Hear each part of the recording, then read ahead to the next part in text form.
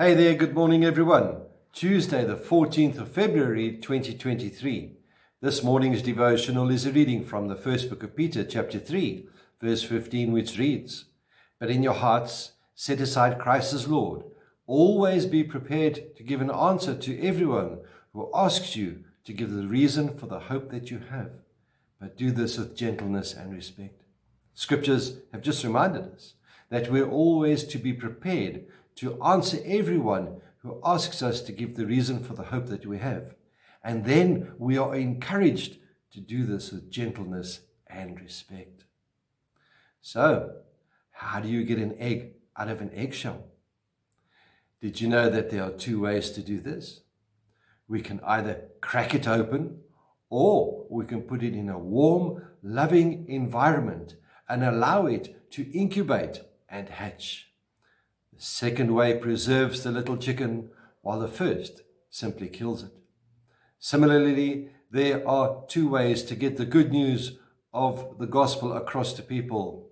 Firstly, we can walk around and beat them over the head with it, what I call Bible bashing, or we can love them into God's family.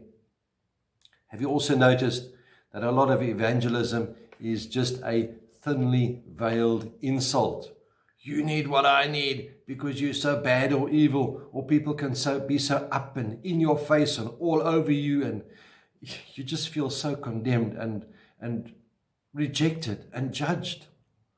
People do need good news, but your way of delivering the good news can keep them from receiving it. So how do we change this?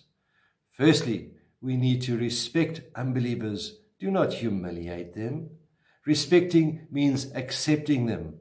By accepting them, I'm talking about maintaining a non-judgmental attitude towards them.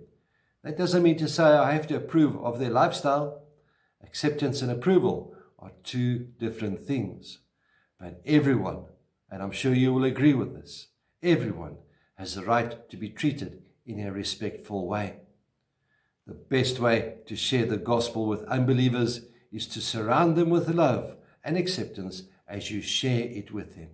Be respectful, sensitive, and caring. My dear friends, understand this, that evangelism is just one beggar telling another beggar where to find bread. Share God's word. It is the bread of life. You do the sharing, and God will do the saving. You don't save anybody. God does the saving. Once you sow the seed of God's word into someone's heart, you can love them and leave them and trust God to do his part. May the Lord be with you. May he bless you. May he cause his face to shine upon you and be with you always. Goodbye.